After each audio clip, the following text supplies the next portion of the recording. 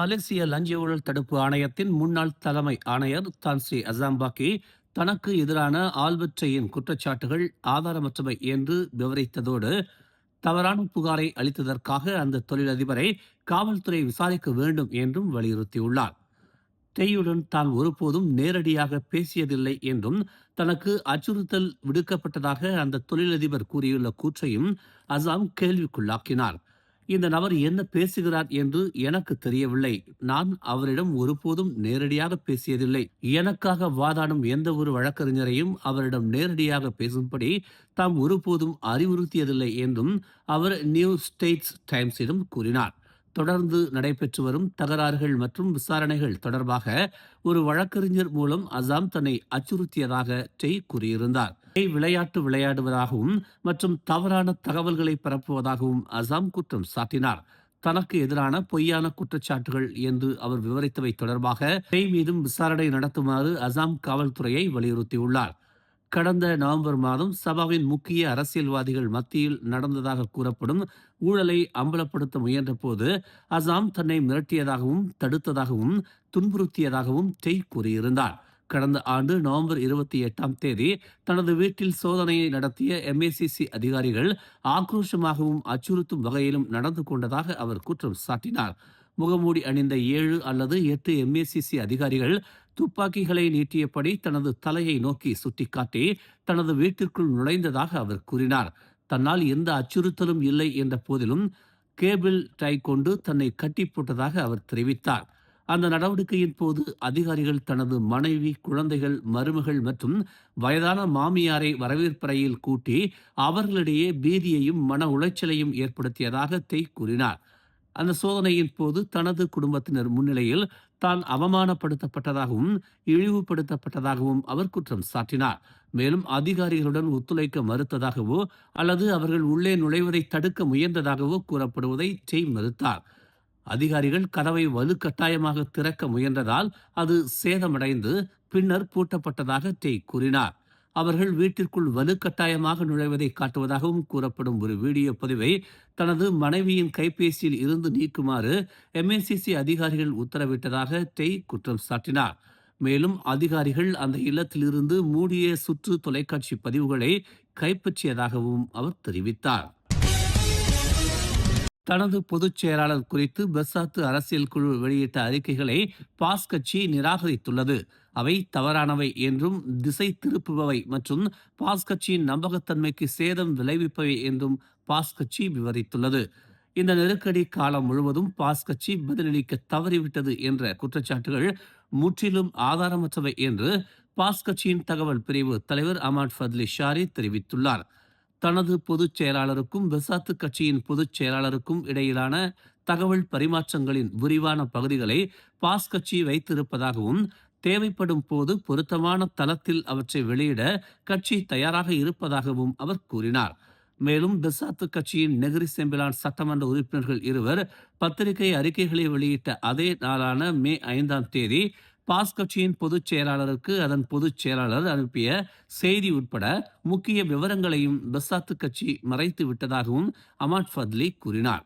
Negeri Sembilan நெருக்கடி தொடர்பாக பிரிகாத்தான் national தலைமையில் முன்னர் எட்டப்பட்ட ஒருமித்த கருத்துக்கு முரணாக பெசாத்துவின் அவசர கால அரசியல் செயற்குழு கூட்டத்தின் முடிவை பாஸ் கட்சிக்கு அந்த செய்தி தெரிவித்ததாக அவர் கூறினார். பெர்லிஸ் மந்திரி பெசார் பதவிக்கான வேட்பாளர் பட்டியலை பரிகாத்தான் உச்சமன்றத்திற்கு முதலில் தெரிவிக்காமல் சமர்ப்பித்த பெசாத்துவின் நடவடிக்கை உட்பட பிற உண்மைகள் வேண்டுமென்றே தவிர்க்கப்பட்டதாக அவர் மேலும் குற்றம் சாட்டினார். கடந்த ஆண்டு அக்டோபர் 25 பெர்லிஸ் ராஜா உடனான சந்திப்பில் பாஸ் கட்சியின் தலைவர் வேண்டுமென்றே கலந்து கொள்ள தவறிவிட்டார் என்ற குற்றச்சாட்டுக்கு பதிலளித்த அமாட் ஃபட்லி ஷாரி அந்த குற்றச்சாட்டு உண்மை அல்ல என்று கூறினார். அந்த தேதியிலோ அல்லது பெர்லிஸ் மந்திரி பெசார் நியமன தகராறுக்கு முன்னரோ பின்னரோ எந்த நேரத்திலோ பாஸ் கட்சியின் தலைவர் ஒரு சந்திப்பில் கலந்து கொள்ளுமாறு கேட்கப்படவில்லை என்று அவர் தெளிவுபடுத்தினார். பலவீனங்களை மறைக்கும் முயற்சியில் எந்த ஒரு கட்சியும் தனது உள் அமைப்பு ரீதியான தோல்விகளுக்கான பொறுப்பை மற்றவர்கள் மீது சுமத்த முயற்சிக்க கூடாது என்றும் அவர் சுட்டிக்காட்டினார்.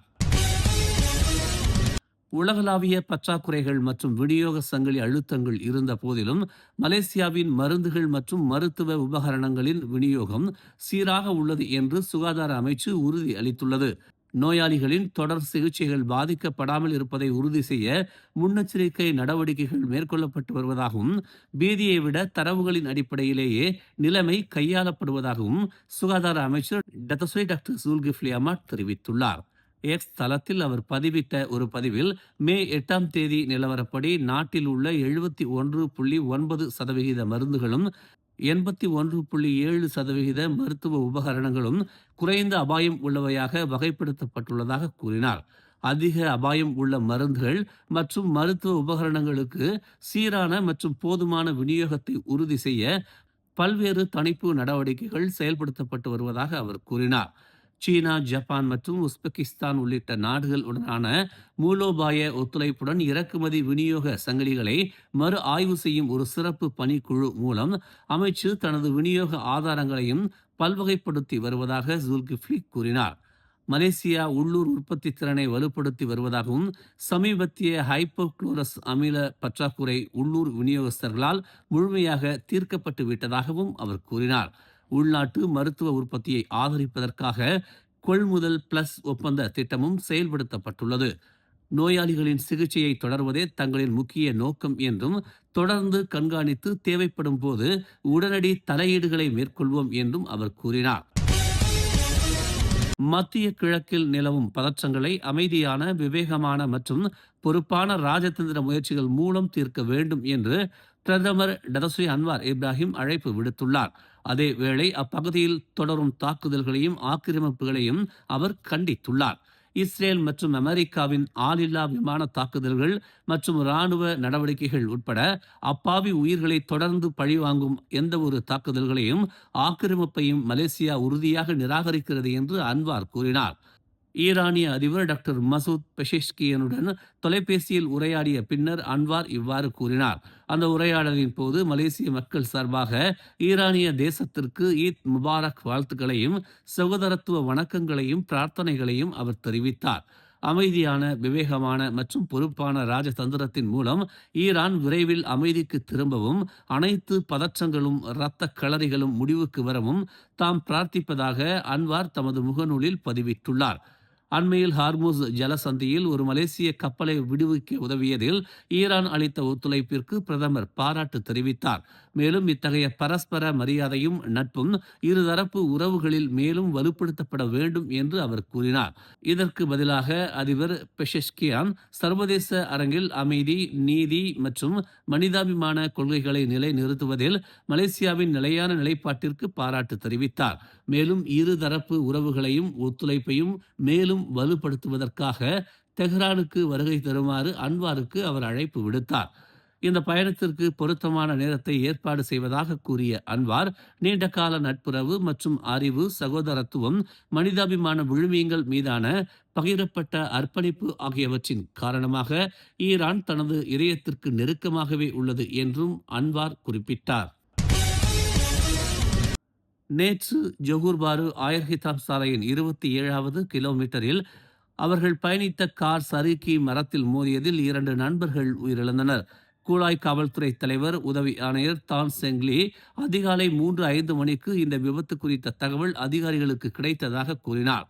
அந்த வாகனத்தை 24 வயது இளைஞர் ஓட்டி வந்ததாகவும் 22 வயது பெண் ஒருவர் அதில் பயணித்ததாகவும் அவர் கூறினார்.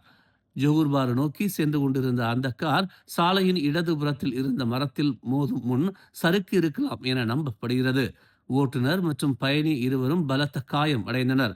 மேலும் சம்பவ இடத்திலேயே அவர்கள் உயிரிழந்து விட்டதாக உறுதி செய்யப்பட்டது என்று அவர் ஒரு அறிக்கையில் கூறினார். இந்த வழக்கு 1987ஆம் ஆண்டு சாலை போக்குவரத்து சட்டத்தின் பிரிவு 41(1) கீழ் விசாரிக்கப்பட்டு வருகிறது. மேலும் செய்திகளை தெரிந்து கொள்ள தமிழ் மலர் இணையதளம், தமிழ் மலர் செயலி மற்றும் மலர் டிவி யூடியூப் சேனலை வலம் வாருங்கள்.